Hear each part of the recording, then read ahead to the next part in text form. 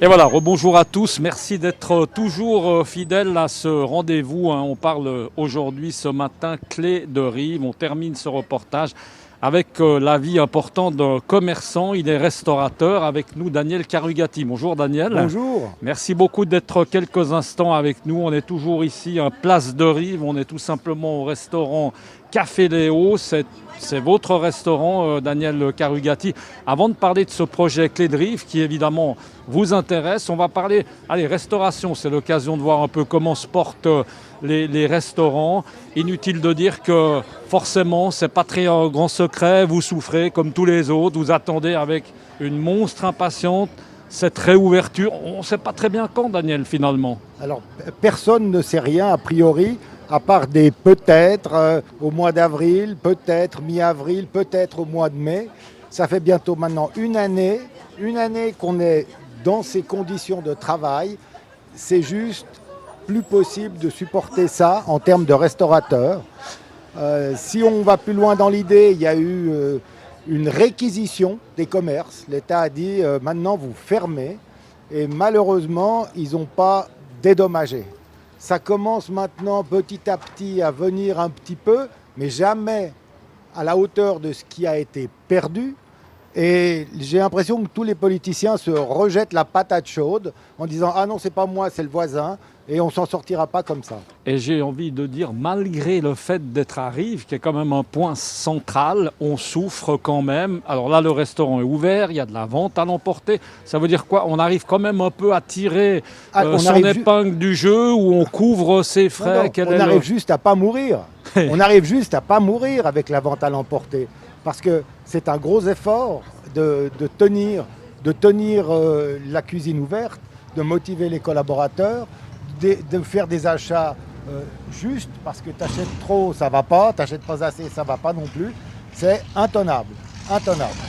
On va peut-être, qu'est-ce qu'on trouve à l'emporter? Allez, on profite d'en parler un peu, de faire envie un peu aux gens, on peut trouver un peu de tout. J'ai fait l'effort à emporter, c'est toute ma carte habituelle. C'est-à-dire que mes clients qui ont l'habitude de venir manger tel ou tel plat chez moi sont en mesure de le retrouver, et non pas sur assiette malheureusement, mais dans des petits emballages cartonnés que les gens commencent à bien connaître maintenant, parce que tous les magasins à l'emporter ont à peu près le même fournisseur. On va parler du projet qui nous intéresse, il est là du reste, hein. C'est oui à Clé de Rive. Justement, toi, ton regard par rapport à ça, à noter que là, cette station de bus immense, tout ça va évidemment, Daniel, changer, hein, tout va être reconfiguré. Comment est-ce que tu vois ce projet? Alors moi, je suis ici depuis 34 ans. Donc en 34 ans, j'ai vraiment vu l'évolution du quartier. Quand je suis arrivé ici, c'était très calme, il y avait peu de passages. La ville n'était pas encore arrivée jusqu'ici. Elle s'arrêtait à la rue d'Aoste, grosso modo. Et depuis ce moment-là, ce centre s'est développé. Avant, on avait 2 trams, 3 bus qui étaient là à 5 h du matin. Maintenant, on en a en permanence.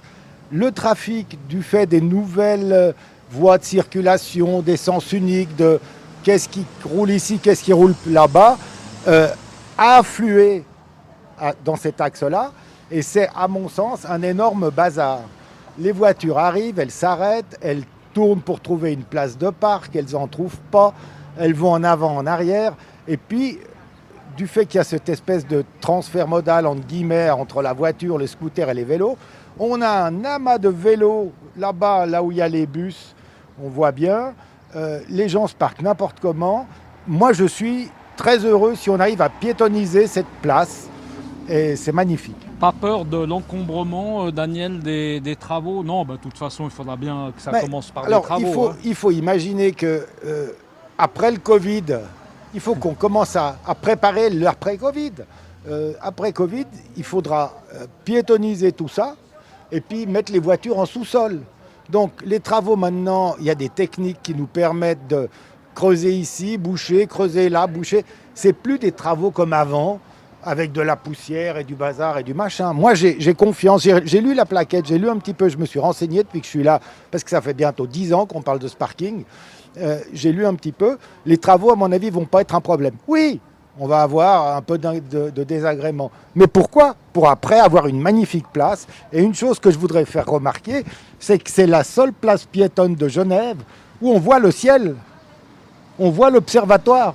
Alors que Longemal, Fusterie, toutes les autres, Mollard, tu as des immeubles en face.